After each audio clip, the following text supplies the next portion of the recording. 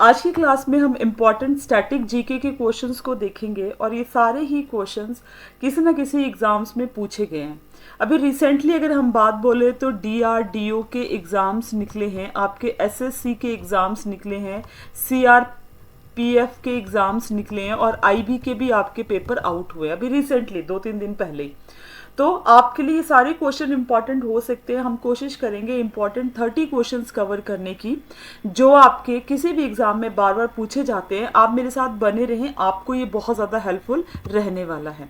हमारा पहला क्वेश्चन है कि which of the following article of Indian constitution mention about the appointment of the prime minister. इसमें से कौन से आर्टिकल में प्राइम मिनिस्टर की अपॉइंटमेंट के बारे में बताया जाता है? आपका राइट आंसर होगा आर्टिकल 75। आज की क्लास में जो हम क्वेश्चन डिस्कस करेंगे वो एसएससी आपके जो पेपर होते हैं, आपके इवन डीआरडीओ के जो पेपर में आता है और जीडी के आपके जितने भी पेपर रहते हैं उसमें पूछे गए प्रीवियस ईयर के क्वेश्चंस को, साथ में आपके एफकैट में, एनडीए में, इस तरह के पेपर में जो क्वेश्चंस आते हैं वो भी इधर डिस्कस करके रखे हैं। क्वेश्चन नंबर 2 है the prime minister must be the member of which of the following house. कि जो प्राइम मिनिस्टर है वो कौन से हाउसेस का मेंबर होना चाहिए? मस्ट बी, उसको होना जरूरी है। Number 1 Lok Sabha, Rajya Sabha, either house of the parliament और not necessary condition being the member of either house. कि जरूरी नहीं है कि वो हो, वो ना हो तो भी चलेगा, ये दोनों में से किसी भी हाउस का हो सकता है, या लोकसभा का या राज्यसभा का। तो राइट आंसर जो है यहाँ पे वो क्या होगा? सी, आइदर ऑफ द हाउसेस, दोनों में से वो किसी भी हाउस का हो सकता है। नेक्स्ट क्वेश्चन है क्वेश्चन नंबर 3। ये आपका क्वेश्चन नंबर 3 है with reference to the power of the prime minister. इसमें से कौन से ट्रू है या सारे ही ट्रू है, आपको बताना है। He recommends the person who can be appointed as a minister by the president. मतलब जैसे आपके जितने भी एमपीज को जब मिनिस्टर बनाया जाता है तो वो प्राइम मिनिस्टर रिकमेंड करता है। He allocates and reshuffles the various portfolios among the ministers. वो मिनिस्टर्स के काम को शफल करता है कि ठीक है आपको ये पोर्टफोलियो दिया जाता है। He can ask minister to resign और advise the president to dismiss him in case of the difference of opinion. तो ये सारी ही पावर जो है हमारे प्राइम मिनिस्टर के पास हैं। ये क्वेश्चन बेटा बहुत ही ज्यादा इंपॉर्टेंट है आप लोगों के लिए। क्वेश्चन नंबर 3 आ गया, चलो क्वेश्चन नंबर 3 समझ लो।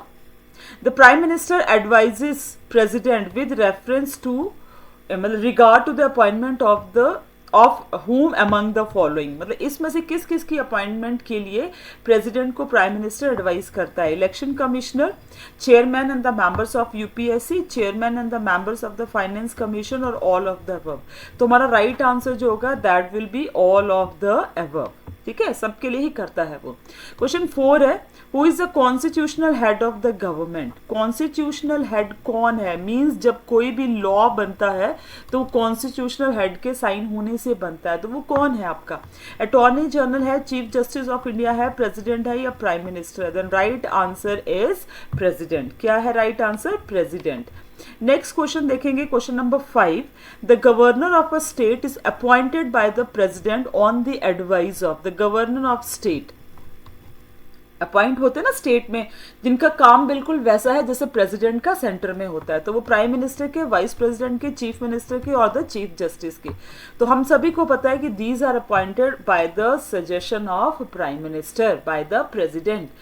The president give his resignation to. President अपना रेजिग्नेशन किसको देता है? चीफ जस्टिस को देता है, पार्लियामेंट को देता है, वाइस प्रेसिडेंट को देता है कि प्राइम मिनिस्टर को देता है? तो प्रेसिडेंट अपना रेजिग्नेशन जो है बेटा वो देता है वाइस प्रेसिडेंट को। क्वेश्चन नंबर 7 देखते हैं।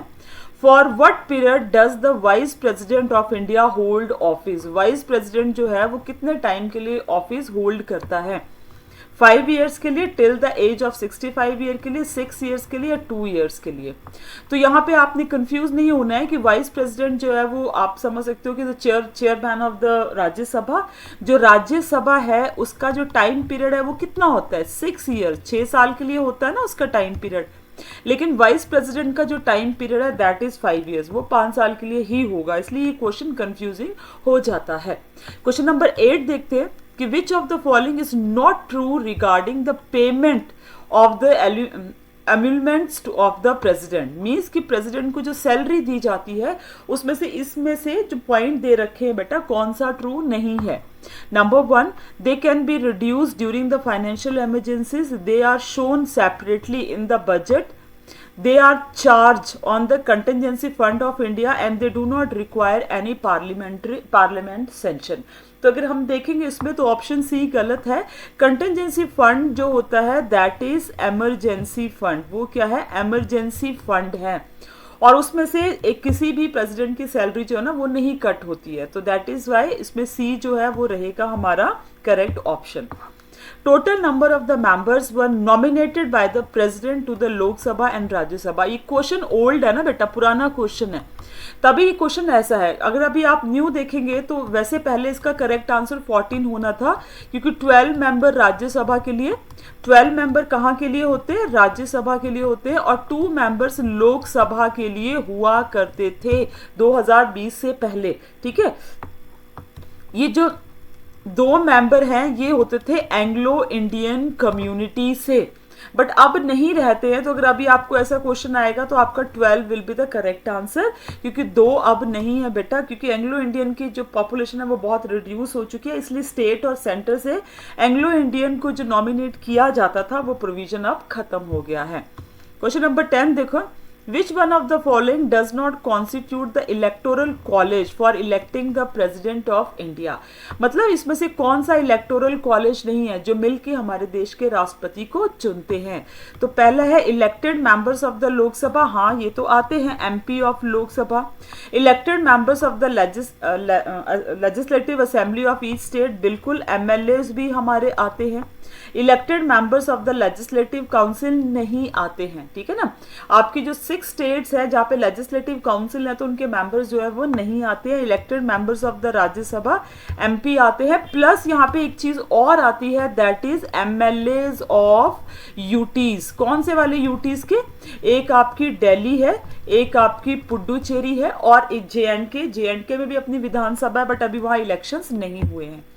क्वेश्चन नंबर 11 देखेंगे, विच of the following appointment is not made by the president of India, that is the chief of the army, speaker of the Lok Sabha, okay speaker of the Lok Sabha, chief justice of India और the chief of air force. तो speaker of the Lok Sabha की appointment president नहीं करता है, ये तो जो members आते हैं एमपीज होते हैं उसी में से चुना जाता है स्पीकर ऑफ लोकसभा, तो that is not made by the president. The first woman governor of the state in free India was Sarojini Naidu of the United Provinces, means UP की वो पहली गवर्नर होती थी, वुमेन गवर्नर। बहुत important question है, frequently पूछा गया है एग्जाम में। The minimum age required to contest for the presidentship, देश का प्रेसिडेंट बनने के लिए कितनी उम्र चाहिए हमें, ऑप्शन सी करेक्ट है, दैट इज 35 ईयर्स। हमें 35 ईयर्स का होना पड़ेगा। नेक्स्ट क्वेश्चन है, in case of the president dies while in office, the vice president can act as a president for the maximum period of time। मतलब मान लो कि president मर जाता है तो वाइस प्रेसिडेंट जो उसके जगह में काम करेगा वो कितने टाइम के लिए जो है वो वहां पे वाइस प्रेसिडेंट की तरह वर्क कर सकता है। इलेक्शन कंडक्ट करवाने पड़ेंगे उसके बाद, 1 साल, 3 महीने, 6 महीने या 2 साल। The right answer is 6 month. 6 months के लिए बेटा वो प्रेसिडेंट की ड्यूटीज को डिस्चार्ज कर सकता है। Who administered the oath of office to the President of India before he enters upon the office? मतलब प्रेसिडेंट को शपथ कौन दिलाता है, chief justice, speaker, vice president या तो prime minister. Right answer is chief justice of India. आपके India का जो चीफ जस्टिस है वो हमारे देश के प्रेसिडेंट को शपथ दिलाता है।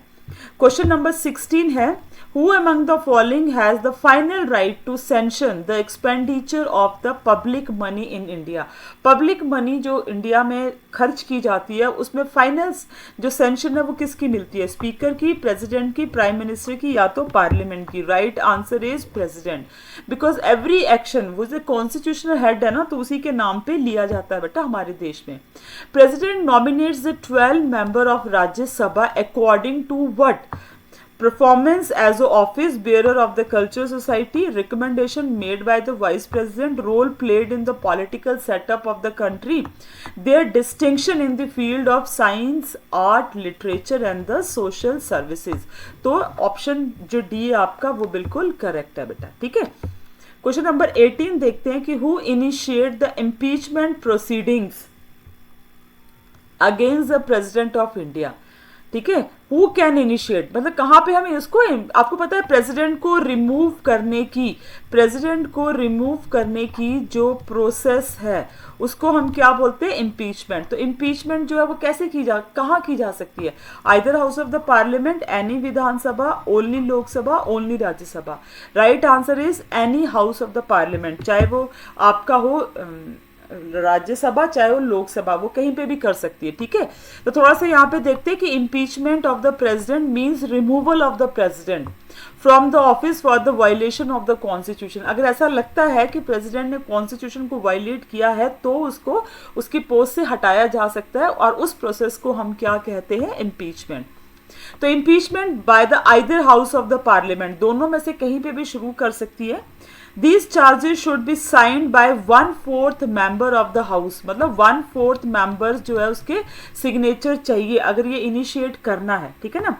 That frame the charges and a 14 days notice should be given to the president, और प्रेसिडेंट को 14 डेज का नोटिस दिया जाता है कि आपके अगेंस्ट जो है इम्पीचमेंट कर रहे हैं।